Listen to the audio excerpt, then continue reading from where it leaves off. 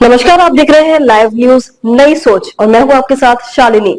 आओ बढ़ते हैं आज की बड़ी और खास खबरों की ओर। सभी दलों ने पार्टी लाइन से हटकर की सेना की तारीफ, कहा जय हिंद। जम्मू कश्मीर के पहलगाम में हुए आतंकी हमले के बाद शोक और गहरी पीड़ा से गुजर रहे देशवासियों को ऑपरेशन सिंदूर से काफी सुकून मिला है।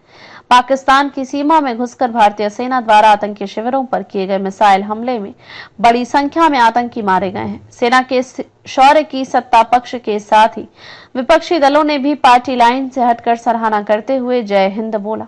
सभी ने इस संबंध में इंटरनेट मीडिया पर पोस्ट किया। केंद्रीय मंत्री और भाजपा अध्यक्ष जेपी नड्डा ने एक्स पर पोस्ट कर कहा, पहलगाम पर भारत का संदेश, यदि आप हमें उकसाएंगे तो हम आपको नहीं छोड़ेंगे।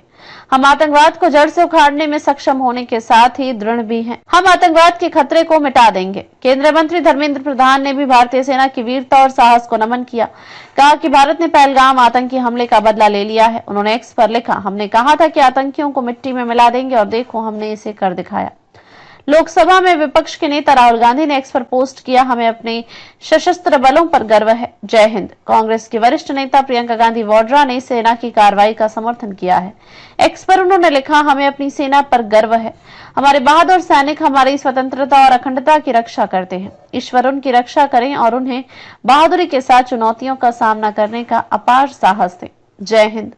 कांग्रेस अध्यक्ष मल्लिकार्जुन खड़गे ने भी सेना की कार्रवाई को अपना पूरा समर्थन दिया है। कांग्रेस महासचिव जयराम रमेश ने एक्स पर ऑपरेशन सिंदूर हैशटैग का इस्तेमाल करते हुए कहा, कांग्रेस अपने सशस्त्र बलों के साथ मजबूती से खड़ी है। वरिष्ठ कांग्रेस नेता शशि थरूर ने एक पोस्ट में कहा कि जोरदार प्रहार करो, चतुराई से प्रहार करो, मैं इस कार्रवाई के लिए सरकार की सराहना करता हूं। तमिलनाडु के मुख्यमंत्री एम के स्टालिन ने कहा कि हम आतंकवाद के खिलाफ भारतीय सेना के साथ हैं। आईएमआईएम प्रमुख असदुद्दीन ओवैसी ने कहा कि पड़ोसी देश में आतंकी ढांचे को पूरी तरह से नष्ट किया जाना चाहिए। उसे ऐसा कड़ा सबक सिखाना चाहिए कि फिर कभी पहलगाम जैसी घटना ना हो। राकांपा शरद चंद्र पवार प्रमुख शरद पवार ने कहा कि पहलगाम में जो कुछ भी हुआ उससे देश के लोगों में चिंता थी। आतंकियों ने निर्दोष लोगों को मार डाला। ऐसी स्थिति में कोई भी देश मूक दर्शक नहीं रह सकता। सेना ने सराहनीय काम किया है। बीआरएस अध्यक्ष के चंद्रशेखर राव ने कहा कि एक भारतीय के रूप में मुझे भारतीय सेना द्वारा आतंकियों के विरुद्ध की गई कार्रवाई पर गर्व है।